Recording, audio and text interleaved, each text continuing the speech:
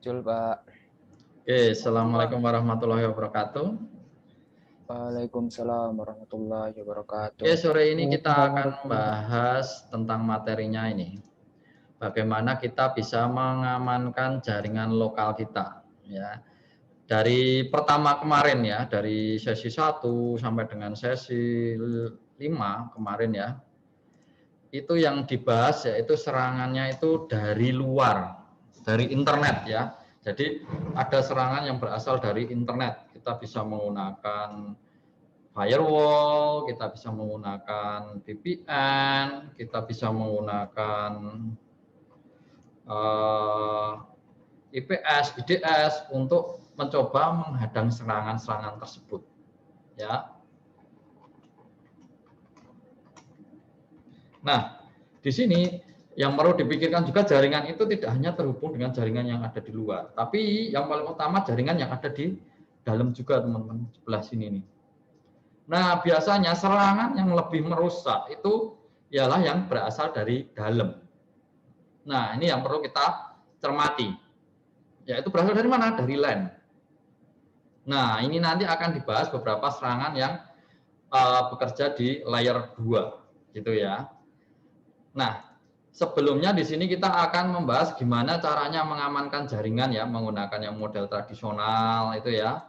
Ada yang menggunakan antivirus, ada yang menggunakan firewall, ada yang menggunakan IPS seperti yang saya bicarakan di depan tadi. Tapi di sini yang dibacakan, yang kita bicarakan ialah yang host base. Berarti yang terpasang di perangkatnya, langsung di laptop kita, langsung di PC, langsung di handphone mungkin, tablet, server. Nah, ini namanya yang terpasang di host base ya, yang terpasang di perangkat endpoint-nya ya. Nah, di sini ini yang sekarang ada. Nah, di sini kadangkala itu tidak bisa dijadikan, kalau zaman dulu jaringan itu masih bisa dibatasi ya.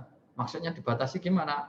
Sebagian besar jaringan sebelum ada perangkat wireless itu ya hanya perangkat yang ada di sekitar network yang sudah dibuat oleh si adminnya melalui kabel. Nah, setelah muncul ada namanya wireless, ada wifi, nah itu sudah beda perkara. Apa? Jaringan networknya jadi borderless. Batasannya jadi tidak terlihat. Maksudnya bisa jadi endpoint itu ialah yang mobile. Contohnya, laptop itu digunakan di kantor, tapi juga digunakan di rumah. Atau bahkan trennya sekarang sudah bisa membawa laptop atau perangkat sendiri dari rumah, dibawa ke kantor, bekerja. Nah, ini yang kadangkala bisa timbul menjadi celah keamanan ya. Kenapa? Karena jadi tidak homogen ya, gampangannya tidak bisa dipantau dengan jelas.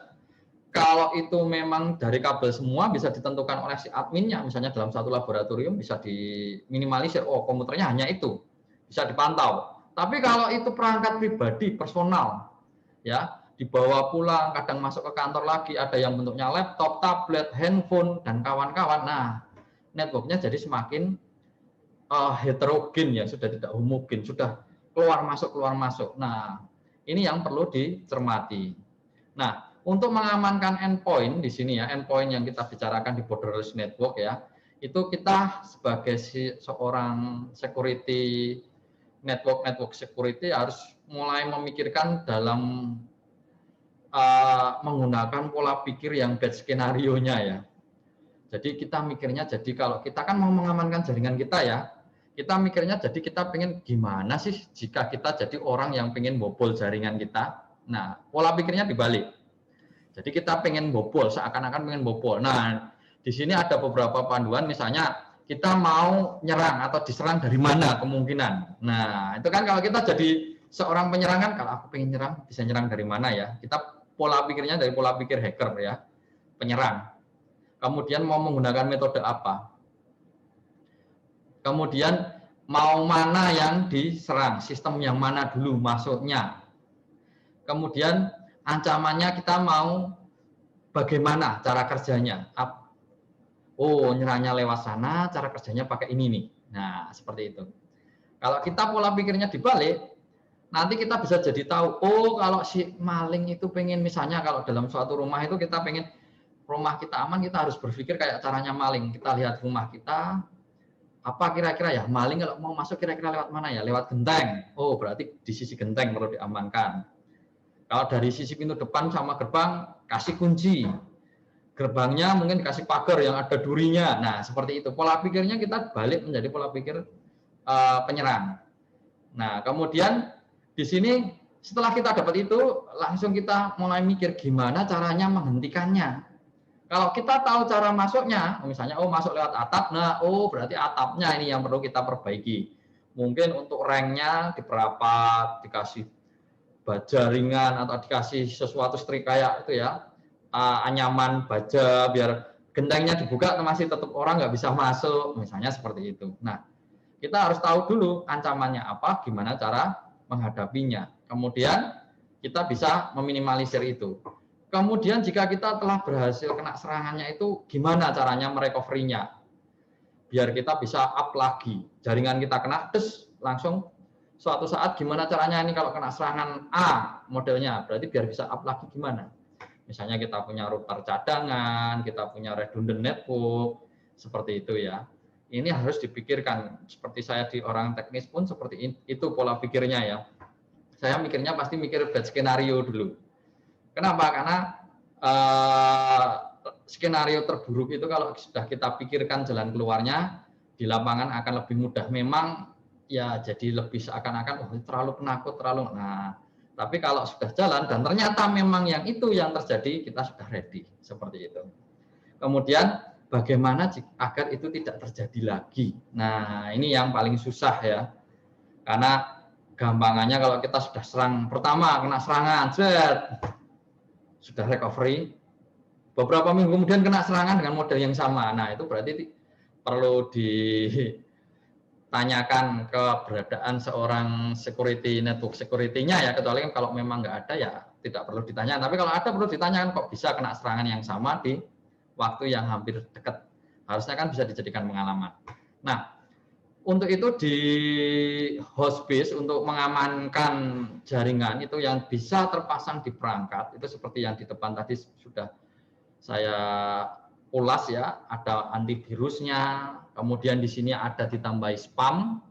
Spam itu kalau kita ngecek di email ya, kenapa sampai penting ini ada spam filtering? Karena biasanya orang mau masuk ke jaringan kita ya, buat celah paling mudah itu melalui email teman-teman, spam.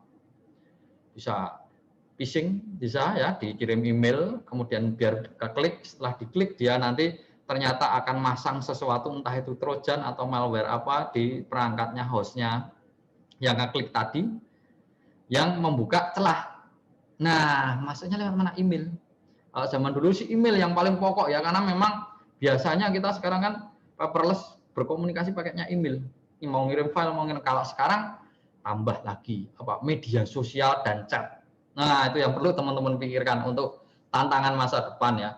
Medsos sama chat. Nah, WA sekarang kirim-kiriman file bisa, lewat chat bisa, lewat Telegram bisa, lewat Facebook. Nah, bisa juga. Nah, kemudian ada URL filtering untuk filter URL, kemudian ada blacklist. Jadi misalnya nanti dia ini menghubungi, ada suatu perangkat yang akan menghubungi atau mau membuka situs-situs tertentu ya, yang sudah di blacklist itu sudah kita tentukan, oh ini situs-situs blacklistnya. Nah, waktu dia mau menghubungi itu akan di drop. Kemudian ada DLP, itu data loss prevention. Nah, jangan sampai data kita hilang, kecuri, entah itu hilang dihapus. Nah, ini perlu dipikirkan juga. Misalnya nanti kita bisa membuat backup, kemudian kita bisa pakai model time machine ya, kalau di apa namanya Mac OS itu ya, time machine, jadi dia bisa balik lagi. Di Windows itu juga ada. Nah, seperti itu. Kemudian ini ialah model-model yang gampangannya host base ya, yang tradisional kalau tadi disebut. Nah, di Cisco itu menawarkan teknologi untuk mengamankan endpoint yang lebih modern dan lebih canggih. Ada banyak. Yang pertama ada yang untuk malware, itu namanya AMP. kemudian untuk email itu namanya ESA, kemudian untuk web namanya WSA, kemudian untuk NAC, NAC. Nah, NAC ini untuk apa? NAC ini fungsinya ialah untuk bagaimana caranya agar jika seseorang mau masuk ke jaringan kita, itu harus ada autentikasinya. Ini fungsinya untuk apa? Untuk yang ngawekani, untuk persiapan yang borderless tadi ya. Jadi tidak sembarangan orang itu bawa perangkatnya ke area laptop kita, network kita, langsung bisa terhubung. Nah, itu perlu ada autentikasinya dan kita bisa membuat otorisasinya dia boleh ngapain aja. Nah, inilah fungsinya NAC nanti di situ. Nah, kemudian untuk dari sisi keamanan, karena saat ini ya bisa dibilang aset yang paling berharga suatu perusahaan itu belum tentu dalam wujud fisik, uang, gedung, belum tentu. Tapi contohnya aset yang paling berharga sekarang bisa jadi ialah dalam bentuk apa? Data. Misalnya ada data desain. Anda misalnya bekerja seorang programmer atau desainer atau mungkin Anda musik, di situ Anda sudah merekam suara ya, sudah merekam beberapa album lagu baru di laptop Anda, laptop itu dicuri. Nah, bayangin laptop itu kecuri. Mungkin harga laptopnya nggak masalah buat si pencipta lagunya itu, mereka lebih mumetnya apa? Aset digitalnya mereka ikut hilang. Nah, ikut hilang kalau bisa dibaca oleh orang lain atau kompetitor. Kalau di Indonesia sih mungkin agak jarang ya, kalau orang mencuri itu biasanya yang ya dijual sudah secara fisiknya. Tapi kalau bisa jadi di luar negeri itu mereka akan ngecek isinya. Apa isinya? Oh, kalau isinya itu ternyata data-data penting, data desain, data lagu baru. Bayangin aja lagu baru belum dirilis atau desain baru belum dirilis, sudah dicuri orang, yang rilis malah orang lain duluan. Nah, itu bisa kecolongan. Nah, ini makanya perlu ada namanya proteksi. Yaitu gunanya apa? Menggunakan enkripsi. Jadi kita bisa mengenkripsi data-data kita yang terdapat di dalam laptop, mungkin di dalam handphone atau mungkin di dalam perangkat-perangkat digital kita ya, bisa dienkripsi, baik itu di server juga. Agar apa? Agar tidak sembarangan orang bisa membaca. Contohnya kita bisa pakai BitLocker, TrueCrypt, Credence dan lain-lain ya. Ini banyak sekali bawaan OS ada juga dari pihak ketiga. Nah, ini bisa diimplementasikan. Jadi nanti kalau kita bekerja di network security itu, mikirnya tidak hanya di jaringan switch-nya, routernya enggak. Tapi kita mikir sampai ke endpoint-nya. Karena endpoint inilah yang merupakan titik lemah dari jaringan kita. Ya, dari klien-kliennya itu harus juga dipikirkan. Kita harus mendidik usernya, kita harus mendidik bagaimana. Nanti di beberapa chapter di belakang ada namanya gimana caranya kita sosialisasi, gimana social engineering, itu masuknya dari situ. Di chapter-chapter akhir nanti akan ada dibahas masalah itu juga. Nah, kemudian akan diperjelas mengenai anti malware AMP ya, AM ini ya. Apa keunggulan anti malware protection ini, teman-teman? Jadi kalau menurut Cisco dia bisa mencegah sebelum, pada saat, sampai setelah adanya serangan. Kalau sebelum serangan dia ngapain? Dia bisa memperkuat. Jadi dari mungkin virus definition-nya bisa ditambahi secara otomatis. Dia bisa membuat agar jaringan kita atau di si endpoint itu bisa lebih kuat ya, hardening, lebih kuat dari sisi keamanannya sebelum ada serangan masuk. Kok bisa? Ya nanti akan dibahas. Dapat dari mana datanya? Nanti ada sistem yang terhubung otomatis. Jadi AMP ini nanti akan terhubung ke suatu sistem punya Cisco global ya, mirip seperti IPS kemarin. Kemudian pada saat serangan, nah dia bisa mendeteksi si AMP ini, lalu melakukan blocking. Jadi jika ini terdeteksi ada virus, langsung diblok, dikarantina. Atau mempertahankan jika ada seseorang yang menyerang, berarti dia akan melakukan pertahanan agar jangan sampai serangan itu bisa masuk, bisa menyerang atau bisa mengambil alih mungkin ya dari si endpoint-nya ya. Jadi dia akan menganalisa terus jaringan dan baik itu file maupun jaringan network kita terhadap serangan-serangan ya. Kemudian setelah adanya serangan, apa yang terjadi jika setelah adanya serangan? Setelah adanya serangan ini, si AMP ini akan dengan cepat dan efisien dia membantu agar kita bisa recovery dengan cepat ya dari serangan yang ada tadi. Nah, itu gimana caranya recovery-nya? Lebih cepat gitu ya.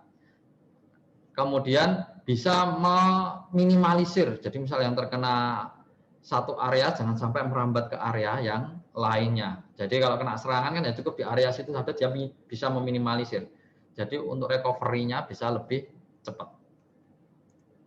Nah, AMP ini kenapa bisa bagus, bisa canggih, bisa update? Karena terhubung ke namanya Talos Team ini ya.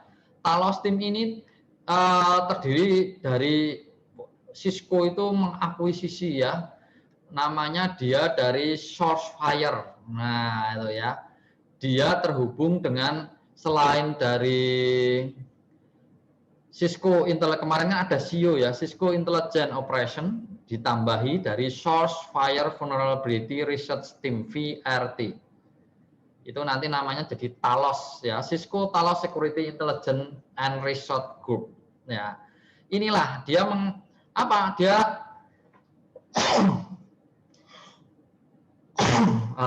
maaf. Ya. Dia dapat dari mana data-data yang diteliti itu? Dia mendapatkan data dari banyak perangkat yang tersebar punya Cisco ya. Kan kemarin sudah dibilang IPS itu bisa firewall itu bisa saling menukar informasi ya atau telemetri. Gambarnya kan dia berupa sensor. Ada serangan, dia diserang, dia akan menghubungi ke Cisco sistemnya, ya, ke CEO-nya itu. Lalu dievaluasi, katanya sih ada 1,6 alat ya, firewall, IPS, web, WSA, ESA di seluruh dunia. Ada 150 juta endpoint, bayangin 150 juta, datanya banyak banget. Yang dianalisa kurang lebih 100 terabyte per hari. 100 terabyte ya, bayangin. Kita punya data 1 gigabyte aja sudah banyak banget, ini 100 terabyte. Kemudian ada 13 miliar web per hari dan diperkirakan 35% email enterprise ya. Wah, enterprise loh, ini kategorinya email aja enterprise, bukan email cek-cek. Di seluruh dunia diamati dan dievaluasi, kemudian akan dicek, oh ini ada serangan atau enggak. Nah, inilah yang unggul, yang membuat aplikasi di Cisco ini lebih unggul, AMP ini unggul. Nah, AMP ini bisa dipasang ada di 3 model ya. Ada yang untuk endpoint, tapi kalau untuk endpoint ini biasanya dia agar lebih bagus, dia kerjasama dengan AMP for network. Jadi nanti di endpoint-nya ada, di network-nya ada. Ini lebih bagus lagi ya. Kemudian kalau di AMP network ini, yang jelas dia harus ada di dedicated ASA firewall atau Cisco Firepower. Nah, dia bisanya masuknya di situ AMP-nya. Jadi antivirus, tapi kalau biasanya kita pasang antivirus kan di laptop ya. Nah, ini dia enggak. Di mana di ASA, di firewall-nya ada antivirusnya. Maka jaringan yang di bawahnya nggak perlu scanning virus. Tapi kalau mau lebih bagus, di endpoint juga dipasangi. Kemudian ada yang melalui AMP Content Security. Ini ya, dia menggunakan Cisco Cloud Web Security ya. Di sini dia juga bisa menggunakan Cisco Web dan Email Security. Jadi WSA dan ESA nanti hubungannya ya, AMP Content Security. Nanti di belakang ada. Nah, ini yang modern ya. Itu tadi untuk AMP-nya. Jadi gampangnya antivirus tapi bisa dipasang di network, bisa di endpoint, bisa juga dia bekerja sama dengan email dan web security ini. Nah, ini service ya. Ada layanannya dan tidak free ya, tapi ini bagus sekali. Ini bagus sekali, tapi ya ujung-ujungnya kalau kita ngitung dari sisi anggaran ya, lumayan lah kalau dibilang. Tapi kalau untuk suatu perusahaan yang enterprise, yang asetnya mungkin sudah hitungannya tidak hanya miliar ya, mungkin sudah miliaran, sudah kayak enterprise model Google, Facebook, ini sangat diperlukan. Apalagi bergeraknya di bidang sekarang digital ya. Ini sangat penting sekali.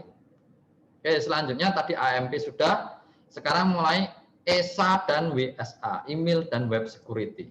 Nah, di sini kenapa perlu mengamankan email dan web? Nah, ini yang jelas email dan web ini merupakan hal utama ya, kalau bisa dibilang mungkin sampai beberapa tahun yang lalu ya. Beberapa tahun yang lalu itu kalau mau berkomunikasi itu sebelum adanya WA, sebelum adanya medsos itu ya, sampai sekarang pun sebenarnya masih berlangsung ya. Apa? Untuk komunikasi antar perusahaan, antar instansi itu biasanya melibatkan menggunakan email. Katanya sudah sejak 25 tahun yang lalu ya. Nah, saya juga nggak tahu email itu tercipta berapa tahun yang lalu ya. Kalau saya mainan email pertama itu tahun 2000, ya 2000 apa 1999 ya. Ya sekitar 21 tahunan yang lalu lah ya, saya masih pakai Yahoo itu zaman dulu itu. Yahoo.com. Nah, itu sudah sampai sekarang emailnya masih ada. Umurnya sudah lama banget. Nah, setiap hari katanya sih akan ada sekitar 100 miliar email yang berseliweran, kurang lebih ya. Wah, banyak banget itu ya. Itu satu hari dan terus meningkat. Nah, makanya di sini menjadi celah keamanan. Dan resikonya lagi biasanya kalau gampangannya kalau kayak saya pun kalau sudah bekerja ini ya, saya di email tersebut tidak hanya menerima khusus untuk email-email khusus pendidikan gitu enggak.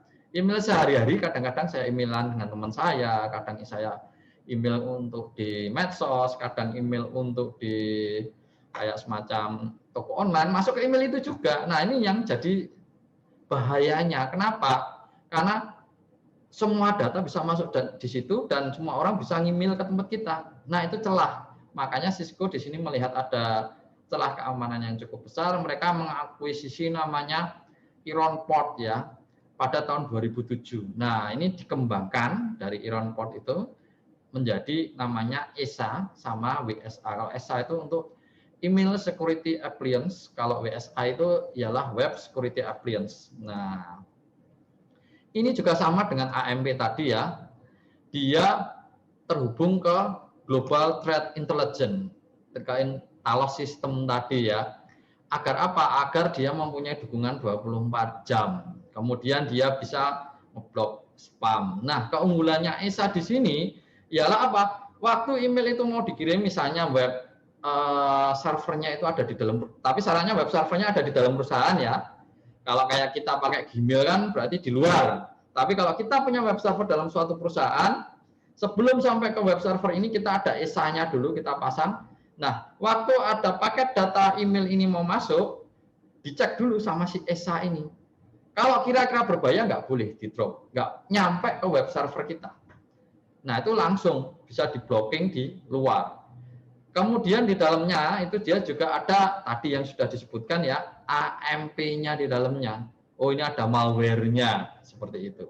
Kemudian dia bisa juga mengontrol untuk pesan-pesan yang keluar ya melalui DLP. Jangan sampai pesan-pesan yang sifatnya rahasia itu bisa keluar mungkin. Itu bisa dikontrol ya. Kenapa? Karena di sini nanti gampangannya kalau ada yang ingin membocorkan suatu informasi misalnya seperti itu bisa dicegah. Nah, ini outbound message control-nya di ESA bisa dilakukan. Nah, kemudian di sini ada web security-nya. Kalau tadi kan di sisi emailnya ya. Kalau di sisi web security-nya itu fungsinya kayak apa? Dia bisa mengamankannya kayak apa? Dia bisa mengamankannya seperti ini, teman-teman.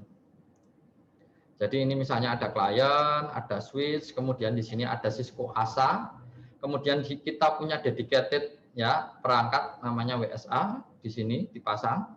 Nah, pada waktu ada klien dari dalam perusahaan pengen ngakses situs misalnya www.abc.com, yang akses keluar dari switch, nyampe ke ASA firewall, si ASA-nya ini yang ngecek, oh ini ada yang mau ngakses web nih. Ini akan dikirimkan dulu ke WSA. Thread, nggak langsung dikirim keluar, dikirim ke WSA. Nah, WSA yang akan melakukan request ke abc.com. Ya, melalui ASA ke abc.com. Dari server abc.com itu akan menjawab, set, ya, ini replaynya dari abc.com. Masuk ke ASA Firewall, dicek, oh ini jawaban dari ABC. Sama si ASA Firewall itu tidak langsung dikirimkan ke klien yang minta tadi, tapi akan dikirimkan ke WSA dulu. Set. Nah, di WSA akan dicek, ini aman atau tidak, ini dia ada malware-nya atau enggak, dia masuk blacklist atau enggak, dan lain-lain dicek sesuai dengan policy yang dibuat. Kalau lolos, baru dikirimkan ke kliennya. Inilah fungsi WSA. Gampangannya, koneksi kita tidak langsung dengan internet luar langsung, ya. Harus melalui kayak WSA itu gampangannya kayak web proxy-nya, ya. Jadi kita harus melalui situ, diwajibkan melalui situ, dipingpong dulu. Bayangin ini kan koneksinya jadi dipingpong ya. Harusnya dari endpoint langsung ke internet, tapi harus dari endpoint ke ASA, balik ke WSA, WSA yang dial.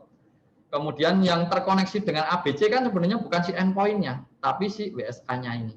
Nah, ini cara mengamankannya menggunakan WSA. Kemudian yang terakhir di sini ada namanya NAC yang tadi disebutkan ya. Apa ini gunanya NAC? NAC itu gambarnya digunakan untuk membatasi pada saat tadi borderless network ya. Atau mungkin nanti kalau teman-teman misalnya punya komputer misalnya ya, pas teman-teman lagi bekerja kan terhubung ke jaringan kantor. Nah, nanti pas waktu istirahat, teman-teman makan siang pergi. Komputernya dilempar dulu. Nah, biasanya kan ada standarnya ya, keluar dulu. Nah, apa fungsinya? Jadi jika nanti ada orang yang tidak berkompeten, misal duduk di komputer Anda, nyalain komputer, waktu mau dia menggunakan komputer dan terhubung ke jaringan network kita, itu tidak langsung dia bisa masuk. Tapi perlu adanya autentikasi lagi. Kamu siapa? Nah, punya user password-nya atau tidak? Itu fungsi NAC. Yaitu apa? Membatasi perangkat-perangkat. Dia nanti ditaruh di sini nih. Jadi misalnya nanti ada mbaknya masuk ke sini, ditanya dulu. Ada user password-nya, ada, boleh masuk. Tapi misalnya ada masnya tidak punya user password, tidak punya autentikasi, dia tidak bisa masuk. Bahkan jika di perangkat si endpoint ini terpasang namanya NAC Agent, wah NAC Agent ini ngeri teman-teman, dia bisa memata-matai komputer endpoint sampai deep infection, sampai registry-nya, sampai filenya. Jika dari perangkat ini tidak memenuhi policy yang dibuat, misalnya nanti registrasinya atau update-nya ini harusnya sudah diupdate, tapi belum ngupdate, waktu dia punya user autentikasinya pun dia tetap dilarang, kamu nggak boleh masuk. Kenapa? Karena komputermu itu tidak layak, tidak memenuhi syarat. Bisa dibuat seperti itu. Kalau di komputer si endpoint ini dipasangi namanya NAC Agent ini, teman-teman. Ngeri. Nah, ini fungsinya, ya seperti yang saya bilang tadi, ada yang pengen masuk, ya mencoba masuk. Kemudian di sini nanti dia bisa autentikasinya ya di switch manageable, kemudian di firewall dan lain-lain ini ya, perangkat intermediate yang bisa dihubungkan ke NAC. Syaratnya itu ya, tidak semua perangkat bisa. Nah, ini nanti yang akan dijadikan kayak kalau di rumah itu mungkin pintu gerbangnya ya. Kalau dia di ACC atau enggak. Nah, di sini nanti perangkat-perangkat yang di tengah ini ya, ini nanti akan bertanya dulu sebelum mengizinkan ada host yang mau mengakses ini, dia akan bertanya ke server dulu. Ini ada nih user Aji password Amikom.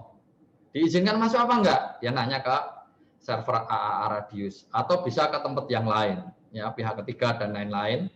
Oh ya, ini boleh. Dia punya akses masuk, baru dia bisa masuk. Bleng gitu. Selain dia mengizinkan masuk, boleh jalan ataupun tidak, boleh menggunakan jaringan ataupun tidak, NAC ini nanti dia juga akan mengirimkan notifikasi. Notifikasinya dikirimkan kemana? Nah, nanti ke ada servernya ya, yang akan mencatat siapa yang login jam berapa. Oh, Haji login jam sekian, dia terhubung. Kemudian saat itu siapa saja yang terhubung di network kita, itu ada. nanti. Apa di mana? Nah, kita jadi gampangannya si network admin kalau ada ini ya, sysadmin, security administrator enak, dia bisa tahu dari jam 10 sampai jam 12 yang terhubung ke jaringan kita itu siapa saja perangkatnya, apa saja perangkatnya, sistem operasinya apa saja, IP-nya berapa, MAC address-nya berapa, di mana posisinya, dia sedang ngapain. Ngeri kan? Enak. Tapi mahal ya. Nah, di sini kok bisa jadi seperti itu, komponen-komponennya ada apa aja. Nah, ini komponen-komponen yang mendukung agar si NAC atau sistem NAC ini bisa berjalan, teman-teman. Ya. Jadi yang jelas di sini ada NAC guest server yang fungsinya ialah nanti jika ada tamu, maksudnya tamu itu mungkin orang yang bertamu ya, yang bukan karyawan tetap di situ, datang terus pengen menggunakan akses internet. Oh, saya pengen koneksi internet, Pak. Boleh nggak? Nah, ini nanti yang bekerja si guest ini. Kemudian manajer di sini nanti yang fungsinya di situ mulai dari policy, aturan, dan lain-lain, semuanya ada di situ ya. Nah, ini yang jelas yang ngatur si NAC-nya inilah ya, si manager ini. Kemudian ada NAC profiler. Kalau profiler itulah yang ngecek. Ini tugas dari NAC profiler. Ini dia akan ngeceki perangkat yang terhubung ke jaringan kita atau yang mau mencoba terhubung ke perangkat jaringan kita. Ya. Nah, si NAC profiler ini ya, nanti dia bisa lebih memonitoring endpoint device ya. Dengan adanya NAC agen ini, NAC agen ini dia bisa melakukan inspection. Nah, tapi syaratnya ya dipasangi satu-satu di endpoint ya. Nanti dia bisa melaporkan macam-macam. Itu tadi bisa mulai dari security profile, kemudian registry setting, service, file, ngeri itu. Bisa dimata-matai kalian. Nah, tapi ini untuk alasan keamanan ya. Nah, intinya ialah kalau adanya NAC profiler ini nanti memudahkan dalam membuat profil atau jaringan kita kondisinya sekarang lagi apa sih, behaviornya kayak apa sih. Nah, seperti itu. Nah, untuk yang gas, yang pertama kali tadi ya, ada yang untuk NAC gas ini ya, ini bisa dibuat, katanya kalau di NAC ini ada 3 macam model sponsor ya. Jadi kita bisa memilih, milih beberapa akun yang bisa membuat akun gas, misalnya di situ ada 10 akun, hanya akun nomor 1, 2, 3 yang boleh, yang lain nggak boleh. Atau 10-10-nya boleh, all, atau tidak ada sama sekali. Berarti nanti kalau mau membuat gas harus menghubungi network administratornya, misalnya kayak gitu ya. Tapi kalau misal saya punya akun Aji, oh Pak Aji itu boleh itu buat gas, berarti pakai only those account can create sponsor ya, yang bisa membuat sponsor seperti itu. Jadi nanti sponsor yang meng-create user buat gasnya itu bisa. Tapi ini ada celah juga nanti ya kalau si sponsor itu nakal ya. Nah, ini untuk NAC profiler, jadi dia nanti akan ya ngeceki perangkat-perangkat yang terhubung di jaringan ya. Lengkap. Dia akan mengumpulkan data-data, informasi, kemudian akan dikumpulkan di NAC profile server. Kemudian di sini nanti NAC profile server ini nanti akan menggabungkan data-data tersebut dibuat di database ya. Kemudian kita bisa tahu, oh perangkat apa saja yang terhubung di jaringan ini, dibuat datanya. Yang nanti akan dijadikan menjadi informasi agar bisa mudah dilihat oleh si network administratornya ya. Gampangannya kita bisa tahu, oh yang connect itu siapa aja. Paling paling simpel seperti itu ya. Nah, di sini si profiler ini akan selalu ngecek ya, sesuai dengan filter yang berjalan. Kemudian aksesnya. Dia bisa melakukan allow, deny, check, rule, ataupun di-ignore. Jadi dia ikut ngecek. Oh, yang di allow siapa, yang di ignore siapa. Ini bisa untuk ngecek, oh yang berusaha masuk berapa, siapa aja. Itu bisa dicek. Itu menggunakan profiler ini ya. Nah, jika ada sesuatu yang berubah di sini, ada suatu perangkat yang mungkin disconnect atau sudah selesai gitu ya, dia akan menginformasikan juga ke NAC profiler server. Oh, ini misalnya laptopnya sudah disconnect. Nah, itu berarti dia hilang. Update, selalu mengupdate. Ya, dia akan selalu mengupdate posisi semua perangkat yang ada di jaringan. Laptop, tablet, telepon, IP pun, printer, pokoknya semua terhubung. Nah, itu untuk NAC. Jadi untuk beberapa macam appliance. Appliance itu alat-alat ya atau software aplikasi yang bisa digunakan untuk mengamankan jaringan kita, internal jaringan kita ya. Bisa ada AMP, ada WSA, ada ESA, kemudian ada NAC itu tadi. Kemudian untuk section selanjutnya di sini kita akan bahas tentang layer 2. Layer 2 itu berarti apa? Kalau kemarin yang kita bahas sebagian besar itu di router kan, bagaimana mengamankan router, bagaimana mengamankan menggunakan besok akan ada VPN juga. Nah, ini dengan IP berarti kita nanti biasanya bekerjanya di layer 3 atau serangannya berasal dari luar. Tapi kalau serangan yang berada di layer 2 itu ialah yang di dalam network kita, di bawah router, yang terhubung dalam satu switch yang sama, namanya seperti itu. Nah, ini sangat penting sekali teman-teman. Kenapa? Karena kalau seperti yang kita ketahui ya, layer itu dimulai dari layer 1 ya, kalau menurut OSI itu ya, OSI layer itu ya, dari physical, data link, network, sampai dengan aplikasi. Nah, kalau di layer 2 ini atau di data link ini jebol, otomatis layer yang ada di atasnya ikut bahaya. Karena jebolnya dari sini ya, gambarnya ini kena, dalamnya pasti kena. Ya, otomatis itu. Karena semuanya itu berawal dari layer 2 dulu. Makanya, dan layer 2 ini yang gampang diserang. Tapi ada syaratnya utama. Syaratnya apa? Si penyerang harus terhubung langsung dengan jaringannya. Jadi kalau dia mau nyerang dari luar, nggak bisa. Dia harus nyerangnya dari dalam. Entah itu dia mau terhubung ke hotspot yang ada di sekitar jaringan kita, atau dia mau terhubung dengan kabel ke switch yang ada di sekitar jaringan kita. Syarat utamanya itu.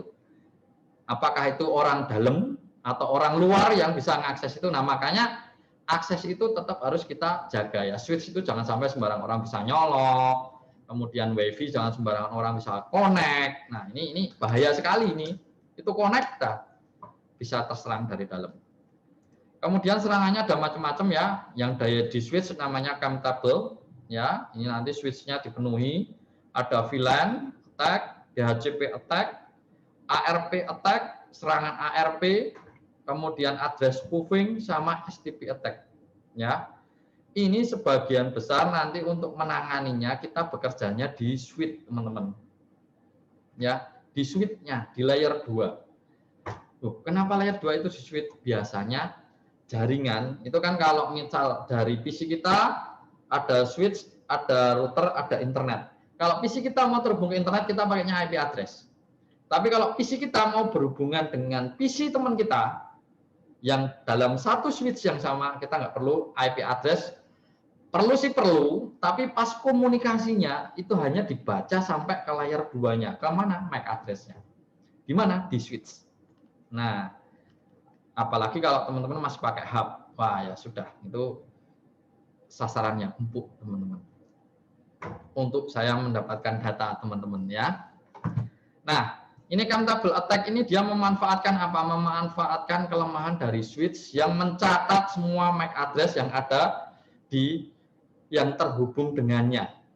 Ya, contohnya ini ada MAC address 22E0 terhubung ke F04, ada 8499 terhubung ke 02, fast ethernet 02. Nah, ini dicatati semua sama si switch-nya. Bisa sampai ratusan ribu sebenarnya sih dia nyatetnya ya. Tapi namanya juga serangan ya. Nah, serangan ini dia akan melakukan atau menyerang ini nih, ada kapasitas maksimumnya. Gampangannya mungkin kalau katanya sih di sini ada yang bisa switch Cisco itu ya, dia bisa menyimpan sampai ratusan ribu ya, ratusan ribu MAC address ya. Tapi jangan lupa ya, serangan ini ya katanya sini untuk katalis 6500 itu bisa 132.000 MAC address tersimpan. Tapi si penyerang itu bisa ngefloat ya 8.000 MAC address palsu dijejeli per detik. Waduh, ini punya siapa ini Mbak Rahayu ini ya? Masuk Mbak Rahayu. Oke, kita lanjutkan kembali. Dijejeli sampai 132.000 itu penuh. Apa yang terjadi? Nah, nanti langsung ya. Yang terjadi jika ada si penyerang seperti ini, dia nyerang ya, menjejeli misalnya switch ini, diserang. Ada aplikasi namanya MacOff. MacOff ini akan masukkan MAC address palsu sebanyak 8.000 MAC address per detik. Kalau 132.000 bagi 8.000 ya mungkin kurang lebih 20 detik aja sudah penuh itu ya. 20 detik si cam tabelnya penuh. Apa yang terjadi jika sudah penuh? Nah, si switch ini jika penuh, kalau nggak penuh, masih ada cam tabel dari server 2, dia mau menghubungi server 4 ya, dia cukup masuk ke sini, terus dia bisa melakukan unicast kan, itu keunggulan switch kan, dia bisa melakukan unicast dari port, misalnya port 1 ke port 2, ya sudah, hanya port 1 sama port 2 saja yang bisa berkomunikasi, asal cam tabelnya masih waras. Tapi kalau sudah diracuni, sudah dipenuhi, sudah di-float, apa? MAC address server 2 dan server 4 ini waktu mau dicatat sama si switch penuh, dia nggak punya tempat untuk nyatet. Makanya apa yang terjadi? Apabila server 2 mau menghubungi server 4 dan cam tabelnya penuh, ini yang terjadi ialah apa? Data itu tidak hanya dikirim ke server 2. Nah, ini baru dipenuhi ya. Ini baru dipenuhi MAC address-nya sampai mentok.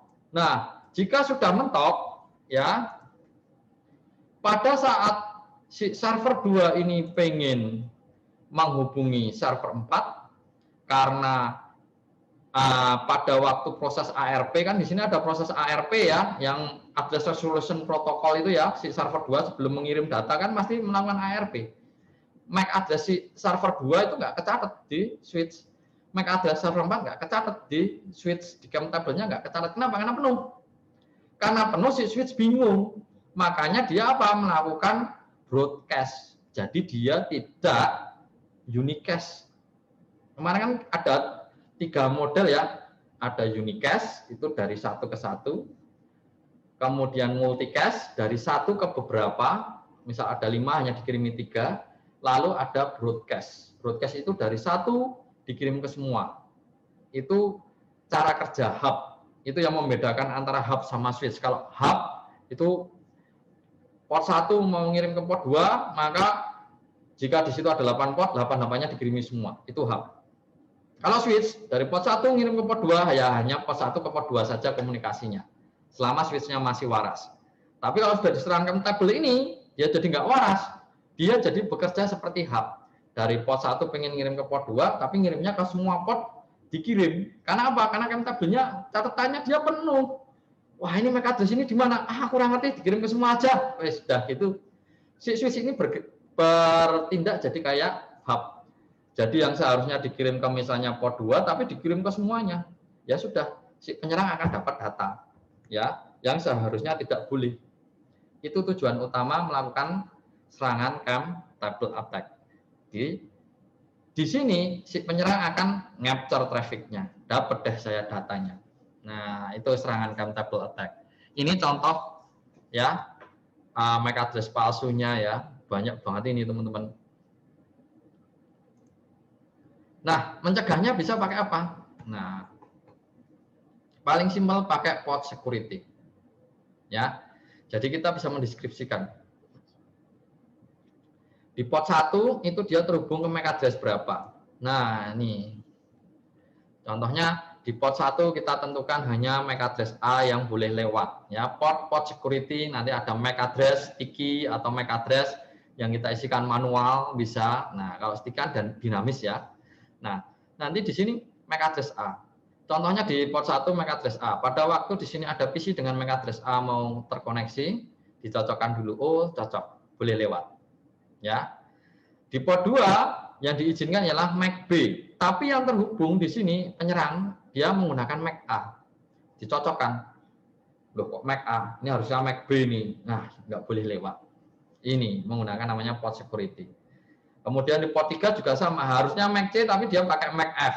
Nah, ini apakah 100% berjalan? Tidak. Tapi minimal sudah memperlambat ya, sudah menghambat banyak. Jadi tidak sembarangan orang kabelnya nyolok sih, tapi kalau MAC address-nya nggak cocok, mau ngeping sampai 100 kali, nggak bakal connect. Nah, kenapa? Karena harus tahu di port ini yang boleh connect MAC address berapa. Nah, itu ya. Ini pakai port security. Ini caranya, ya. Besok teman-teman bisa belajar sendiri ya. Ada macam-macam. Nah, di sini yang akan saya jelaskan yang paling penting aja. Di sini jika ada pelanggaran kita bisa menyeting ya, action-nya gampangannya. Kalau ada yang melanggar, itu ada 3 action-nya. Yang pertama namanya protect, kemudian yang kedua restrict, dan shutdown. Perbedaannya apa?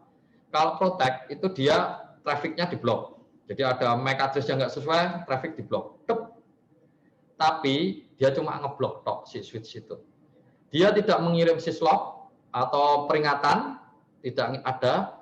Kemudian tidak meningkatkan counter violation. Counter violation itu apa? Jika ada yang mencoba melanggar itu akan dicatat. Oh ini ada 1 si pelanggarnya. Ada yang mencoba lagi melanggar. Oh ada 2 yang mencoba melanggar. Nah ini namanya counter violation. Kalau menggunakan protect nggak naik ini.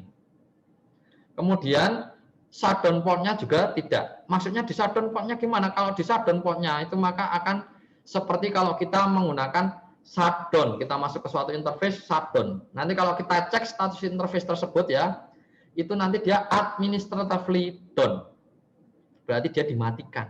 Portnya itu dimatikan teman-teman. Bahkan adminnya pun mau buka nggak bisa.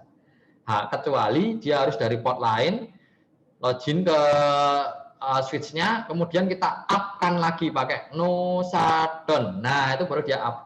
Nah, baru bisa nyala lagi, bisa digunakan lagi. Nah, itu shutdown, ya administrative down. Kalau pakai protect, tidak. Dia hanya ngeblok traffic-nya tok. Yang 3 nggak dilakukan.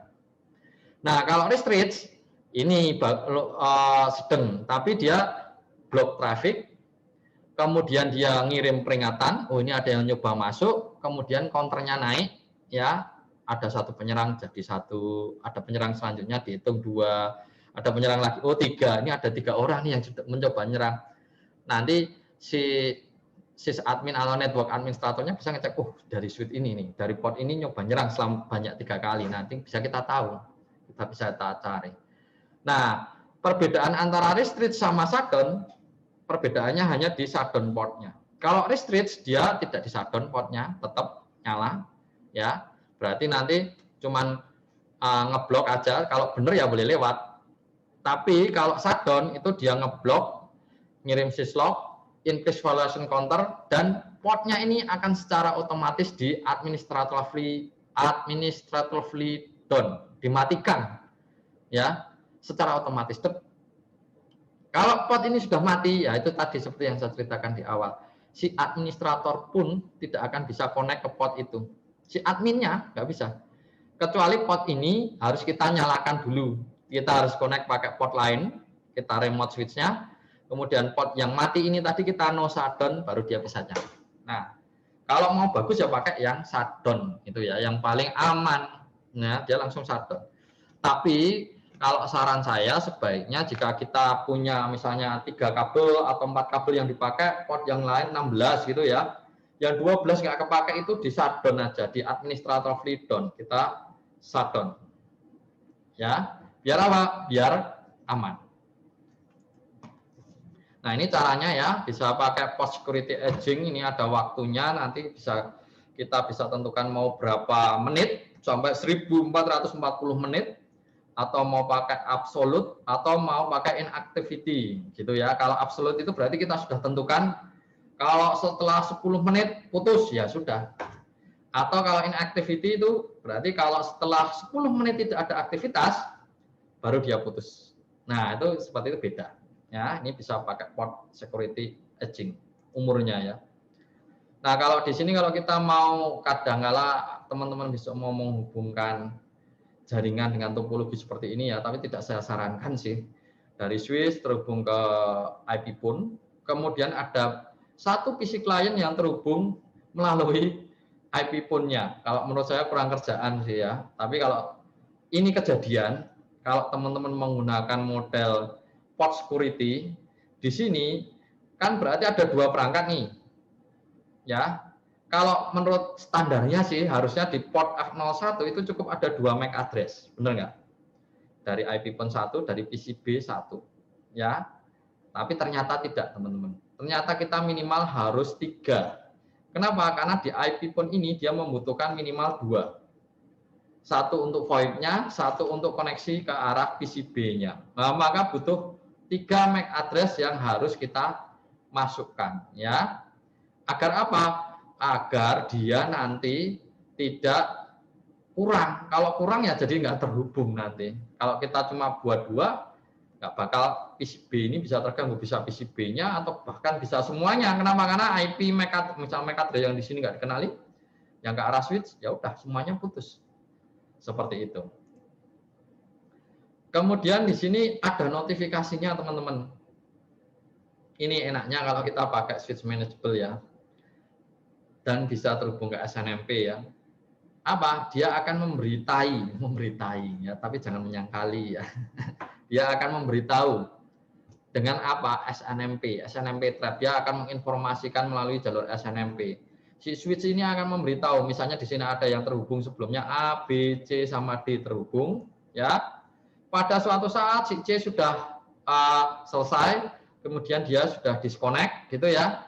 Maka di sini si switch ini akan melaporkan ke SNMP manajernya. Ini si switch di user dengan MAC address C itu sudah disconnect pada jam sekian. Nah, kayak gitu. Jadi ini bisa kayak ada namanya lognya ya. Oh, si C ini putus jam berapa, terhubung jam berapa. Nah, itu bisa kita lakukan untuk apa? Monitoring ya. Monitoring, kita bisa lihat jaringannya siapa yang terhubung. Kayak kalau kita menggunakan mikrotik itu ya, di hotspot itu ya, kita bisa mata-matai yang connect itu siapa saja. Kalian buka apa saja, itu bisa terlihat teman-teman. Terhubung ke IP mana saja gitu, bisa terlihat. Nah, ini juga sama, bisa dibuat monitoring ya. Enaknya kita kerja di administrator jaringan tuh itu apa? Kita bisa, kalau kita jahat ya, kita bisa ngambil data orang tuh dengan mudah. Hack by root kalau sebutannya kayak gitu ya. Itu orang jahat. Tapi kan saya yakin teman-teman orangnya baik-baik semua ya. Jangan sampai lah hack by root, melakukan hack by root itu ya. Kriminal itu namanya.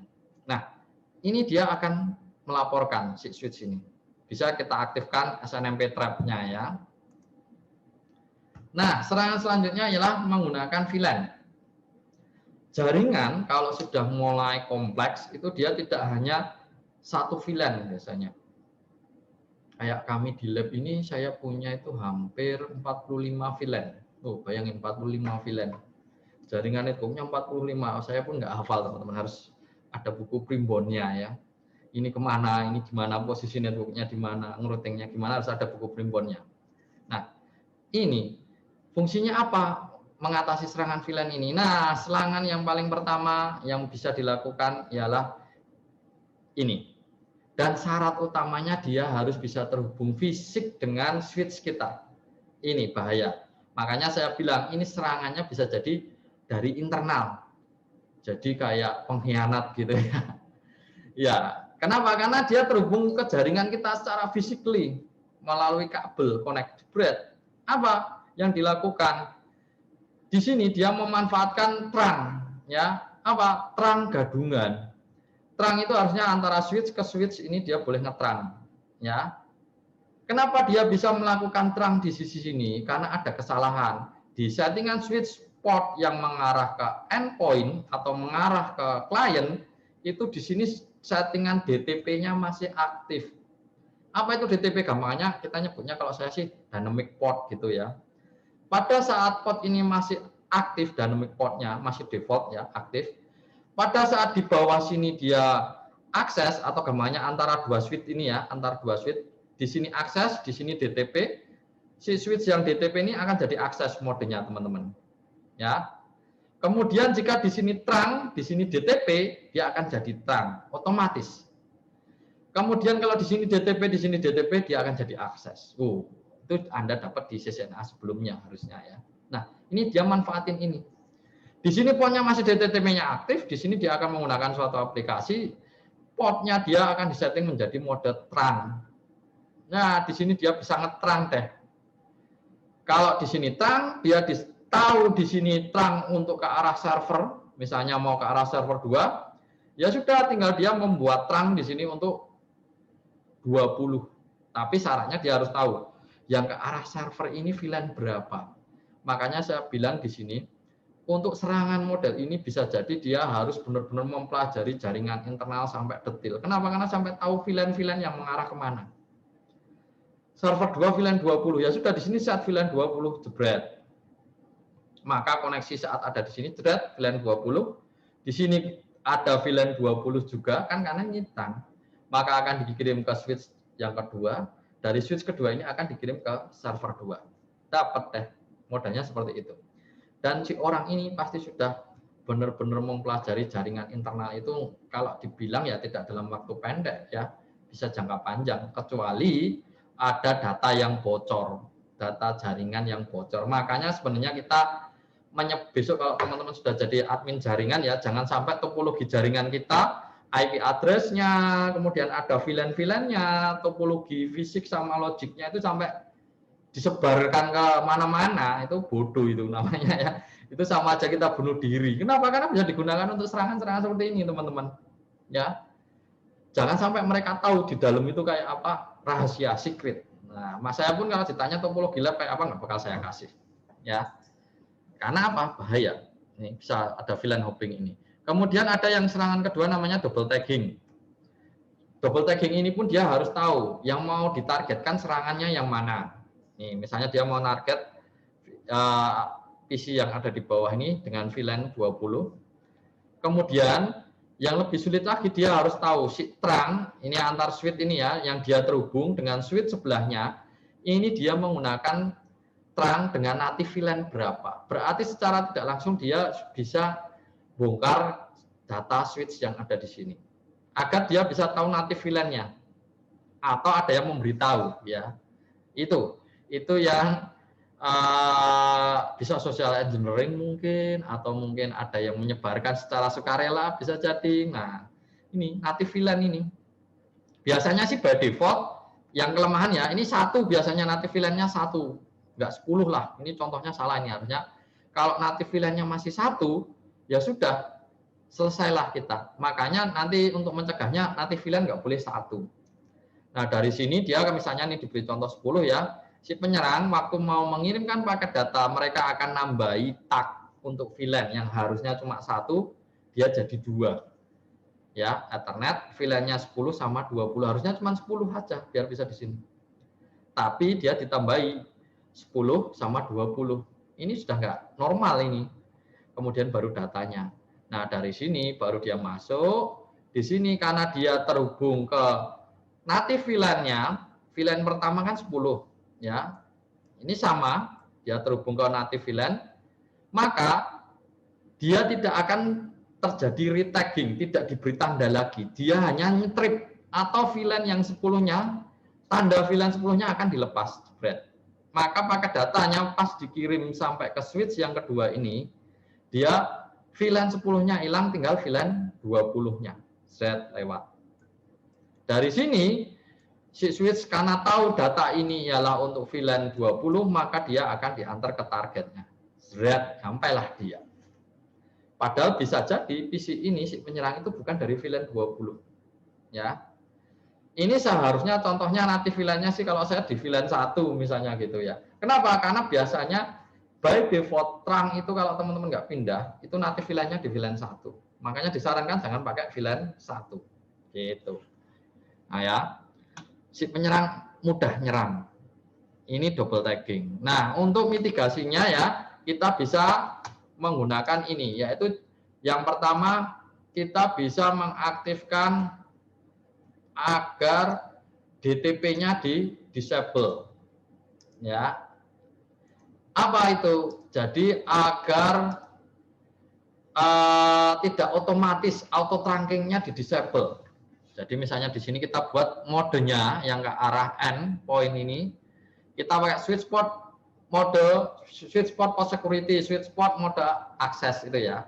Jangan pakai trunk, jangan pakai yang otomatis, tapi kita pakainya akses. Ya sudah, yang ke arah sini pasti dia akses, akses, ya. Jadi dia nggak bisa dirubah di sini, misal di sini mau diganti trunk, di sini tetap akses nggak connect, ya. Karena memang sudah manual akses, ya kamu tak paksa harus selalu akses, kayak gitu. Kemudian untuk terang sama terang di sisi sini, ini juga jangan pakai DTP, ya. Kita pakai jangan pakai yang otomatis atau pakai non negotiate. Agar apa? Agar dia ngeterangnya manual. Jadi di sini terang baru jadi.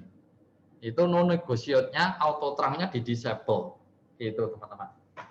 Kemudian yang kedua, jangan menggunakan native VLAN 1, gampangannya itu. Cuman salahnya di slide sebelumnya tadi memberi contohnya pakai VLAN 10 ya. Itu lebih sulit itu sebenarnya kalau VLAN-nya udah diganti VLAN 10 itu lebih sulit daripada VLAN-nya menggunakan native VLAN-nya menggunakan VLAN 1. Ya. Kenapa? Karena semua port itu ialah VLAN 1. Nah, di sini dicontohkan native VLAN-nya diganti native VLAN yang lain, jangan VLAN 1. Kemudian yang lain port-port jika misalnya di sini ada 16 port yang dipakai cuma 2, yang 14 lainnya di shutdown. Jadi benar-benar administratively down. Apa itu gunanya pada waktu dicolok kabel, colok ke laptop, ia tidak akan berfungsi. Seakan-akan tidak berfungsi. Oh, ini rusak apa ya laptopnya? Ya, kenapa? Karena di administratively down. Jadi dia tidak merespon, mati itulah, koneksinya mati. Yang bisa nyalain siapa? Adminnya. Adminnya harus login di port tersebut di no shutdown baru up. Nah, itu cara mengatasinya. Ya. Nah, kemudian kita bisa juga mengimplementasikan namanya pVLAN, ya. Agar apa? Agar traffic antar jaringan dalam satu VLAN yang sama. Kalau VLAN kan kita buat dalam satu switch, misalnya kita pengen agar kita buat menjadi 3 VLAN, ya kita buat VLAN 10, 20, 30. Antar anggota port dalam VLAN yang sama, misal VLAN 10 atau itu ya, bisa saling berkomunikasi antar portnya. Nah kalau pVLAN ini, dalam satu VLAN yang sama, dia tidak bisa berkomunikasi teman-teman. Dalam satu VLAN yang sama. Nah itu bisa kita buat menggunakan namanya pVLAN nih teman-teman ya, tapi ini tidak semua switch support sih ya. Nah ini ada yang namanya, kalau di sini kita buat protected port ya, ini protected port ke PC, yang ke atas ini kita nanti unprotected port, itu defaultnya tuh kalau port itu unprotected ya. Protected dengan unprotected bisa terhubung biasa, traffic akan diteruskan. Tapi kalau dari protected port ke protected port tidak boleh. Jadi dia akan ngecek ini port tujuannya kemana. Dia berasal dari port yang protected, tujuannya portnya berapa? Oh, port itu protected juga nggak boleh kalau pVLAN-nya diaktifkan. Dia harus terhubung ke unprotected port. Misalnya port yang ke arah gateway saja yang di unprotected, yang di antara yang lainnya di protected. Udah, antar kliennya nggak akan bisa saling mencuri data. Gampangnya seperti itu. Ini caranya ya untuk memverifikasinya ya. Cara untuk nyetingnya nanti untuk lebih detail di modulnya ini banyak sekali ya. Cara nyeting-nyetingnya. Pakai switch port protected seperti itu ya. Tapi sekali lagi ini tidak di semua switch bisa. Ada seri-seri tertentu yang bisa. Kemudian ini untuk private VLAN ya. Untuk private VLAN ini sama sih sebenarnya dengan pVLAN tadi, cuman di sini dia menggunakan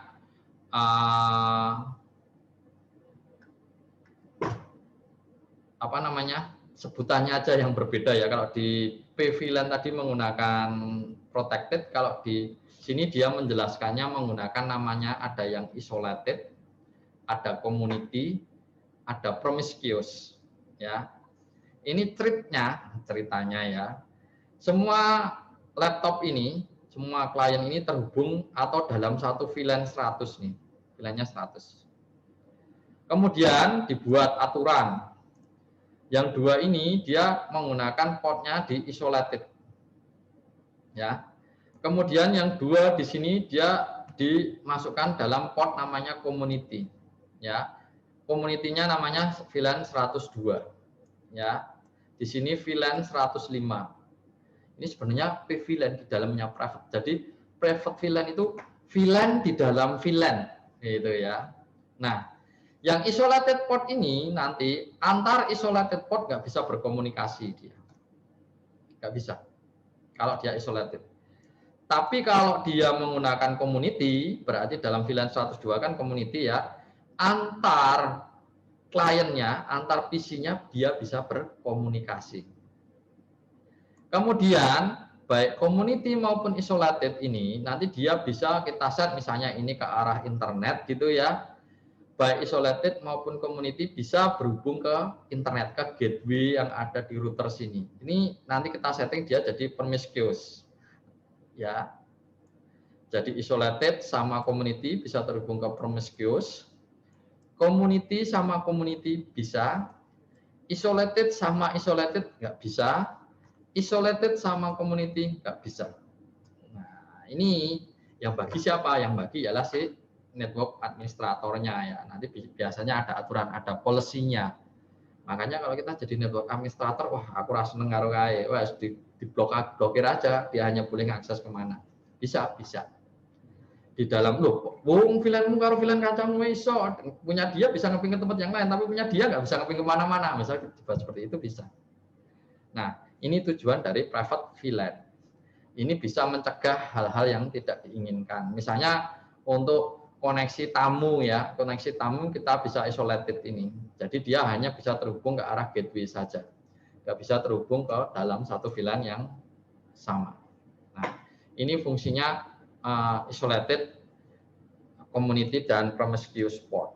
Untuk konfigurasinya nanti di modulnya ada ya. Itu bisa menggunakan model access list ya, itu bisa menggunakan access list untuk mengizinkan atau tidak mengizinkannya ya. Di sini diajarnya pakai ACL. Kemudian serangan selanjutnya ada namanya DHCP attack. DHCP itu hampir setiap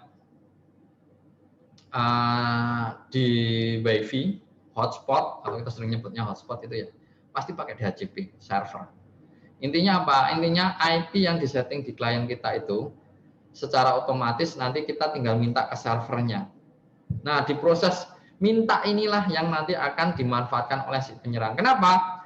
Ini, karena pada saat si klien itu akan minta IP, dia akan nanya, aku minta IP address dong. Nah, itu dia namanya DHCP discover ini, teman-teman. Proses DHCP discover ini, kalau teman-teman perhatikan, di sini dia sifatnya broadcast. Karena dia nggak tahu kok yang jadi DHCP server siapa, kan nggak tahu, dia ngirim broadcast. Nah, nanti DHCP servernya yang akan jawab, oh aku DHCP server nih tak kasih IP-mu, dikirim. Yang dikirim di sini ada IP address-nya, subnet mask-nya, default gateway-nya, kemudian list time-nya dikirim, tambah ada DNS-nya lagi sebenarnya ya, dikirim, dipasang nih di kliennya. Nanti di kliennya akan terima kasih ya, ini IP-mu tak terima gitu gambarnya ya. Kemudian si DHCP servernya akan ngirim unicast. Nah, dari klien ke DHCP server ini sifatnya broadcast, teman-teman. Ini yang dimanfaatkan celah keamanannya di sini. Celah yang pertama ialah nanti ada yang namanya DHCP starvation. Apa itu DHCP starvation? Ada si penyerang akan minta DHCP, IP DHCP secara terus-menerus sampai dengan IP pool. Jadi waktu kita di Mikrotik itu ya, waktu kita nyeting DHCP server itu kan pasti ada poolnya ya. Poolnya mau berapa? Kalau kita pakai per 24, poolnya mungkin ya 253 maksimalnya ya, karena yang satu kan untuk gateway. Tapi bisa jadi poolnya misalnya 100 kita buat. Maka IP DHCP-nya yang disediakan cuma 100 biji. Nah, si penyerang ini akan minta IP terus menerus sampai 100 IP itu diminta dia semua. Maka nanti klien-klien yang DHCP request selanjutnya tidak akan kebagian IP. Tujuannya itu si penyerang ya. DHCP starvation itu tujuannya seperti itu. Dia akan minta terus seperti itu. Itu serangan yang pertama. Kemudian nanti ada serangan yang kedua. Sebentar, di sini kayaknya nggak ada slide-nya. Nah, serangan yang kedua nggak ada slide-nya. Tapi nanti akan saya jelaskan bentuknya seperti ini si penyerang kedua ya. Nah, ini si penyerang kedua di sini nanti di sini ada DHCP klien yang mau minta IP ya, kan sifatnya broadcast. Dari sini akan disebar kemana-mana ya. Sampai ke si penyerang ini. Nah, si penyerang ini dia akan membuat DHCP server palsu. DHCP aslinya di atas nih. Nah, si DHCP server palsu inilah yang akan menjawab duluan ke si kliennya. Apa yang akan dijawab? Mungkin bisa jadi IP-nya mungkin tetap, tapi gateway-nya diganti. Misalnya diarahkan ke gateway gadungan punya dia. DNS-nya diganti ke DNS gadungan punya dia. Nanti fungsinya untuk apa? Fungsinya untuk membelokkan traffic. Yang trafficnya harusnya melalui server atau melalui router yang benar, misalnya pakai routernya di 1254, tapi si penyerang ini membelokkan, misalnya menggunakan gateway-nya menggunakan IP-nya dia.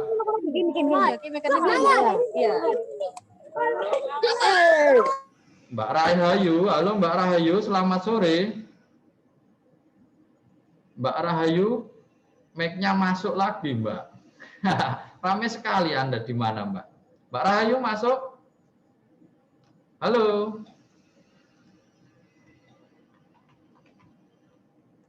Mbak Rahayu. Wah ini Mbak Rahayu Wardaniatun. Halo Mbak Rahayu. Bisa di-copy dengar suara saya? Ya, tolong jangan di-unmute lagi ya kalau memang tidak ingin bertanya ya. Oh, suaranya ramai sekali. Oke, kita lanjutkan kembali. Nah, itu fungsinya DHCP snooping ya. Nah, atau namanya DHCP ini dia akan bukan snooping ya. DHCP snooping itu untuk mencegahnya ya. Nah, ini si penyerangnya ini akan menggunakan DHCP server palsu untuk membelokkan. Nah, untuk mencegahnya bisa bagaimana caranya teman-teman? Ada beberapa cara di sini ya. Nah, baliknya pakai apa nih? Dia kok nggak mau balik.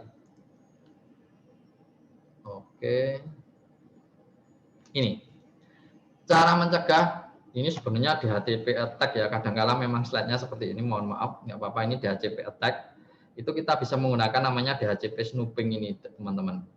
Nah, DHCP snooping ini nanti dia bisa untuk mencegah apa saja. Yang jelas pertama dia akan mencegah ada DHCP server palsu dari port yang tidak diizinkan. Itu yang pertama. Kemudian dia bisa mencegah agar ada itu tadi klien yang minta DHCP server yang banyak ya. Itu nanti bisa dilimitasi. Kemudian dia bisa menggunakan DHCP relay agent yang di sini ada namanya option 82 information ya. Nanti teman-teman bisa buka di modul. Itu apa itu option 82 information ini ya. Nanti bisa dilihat di situ. Dia bisa mencegah ini ya. Nah, namanya untuk mencegahnya kita bisa mengaktifkan ini. DHCP snooping yang saya buat menjelaskan tadi ya. Jadi apa? Di sini kita bisa membuat port itu menjadi dua kategori. Port yang di-trusted atau yang dipercaya sama port yang di-untrusted. Port yang di-trusted itu yang mengarah ke DHCP server aslinya. Contohnya di sini kita dari switch yang paling atas, port yang ini di-trusted. Kemudian yang ke arah switch lain ini juga trusted ya, ke arah switch yang mengarah ke DHCP server. Kemudian yang mengarah ke switch dari switch bawah ke arah switch ini trusted. Dari switch ini juga trusted ke arah sini. Tapi yang ke arah bawah, dia tidak usah diisi, nggak usah di-trusted. Kemudian yang untrusted kemana? Yang untrusted ialah semua port yang mengarah ke endpoint, ke klien. Itu semuanya dipilih, dijadikan untrusted. Jadi jika di sini sudah untrusted, pada waktu ada DHCP server di sini, ya, pada waktu si klien yang sebelah kiri request, sudah kan broadcast ya, disebar kemana-mana, yang atas dapat, yang bawah juga dapat. Si penyerang ini juga dapat. Tapi pada waktu dia mau menjawab, karena di sini DHCP snooping-nya aktif dan untrusted port, maka nanti DHCP replay-nya waktu dia mau menjawab dihentikan di switch sini saja. Berhenti. Maka DHCP replay yang bisa dijawab atau yang berjalan sampai ke arah klien hanya dari yang berasal dari trusted port saja. Dari sini boleh, misalnya dia melalui jalur ini, oh ini boleh, ke arah klien boleh. Nah, jadi kita bacanya dari atas ya, ini dari source-nya. Kalau untrusted juga yang dicek dari source-nya. Kalau di arah destination dia boleh lewat. Sampai deh ke DHCP klien. Maka si DHCP klien ini akan dapat dari DHCP server yang benar. Ini namanya DHCP snooping. Nah, DHCP snooping ini nanti akan digunakan di beberapa cara mitigasi serangan yang akan kita bahas untuk serangan-serangan selanjutnya. Ya, ini cara mengkonfigurasinya, teman-teman bisa baca nanti di modulnya ya. Cukup, tapi yang paling penting sebelum kita setting ini kita harus tahu port mana yang mengarah ke DHCP server, itu yang di-trusted. Port mana yang mengarah ke klien, itu yang kita untrusted. Itu aja ya, jangan sampai kebalik. Kemudian serangan yang selanjutnya ARP attack. Serangan ARP. Sebelum kita mengirimkan file itu pasti akan ada proses ARP, Address Resolution Protocol. Ini yang selalu dilakukan sebelum ada dari PC di layer 2 itu saling berkomunikasi ya. Mereka selalu melakukan ARP. Nah, ARP ini dilakukan pada saat pertama kali saja agar dia bisa tercatat di switch ya.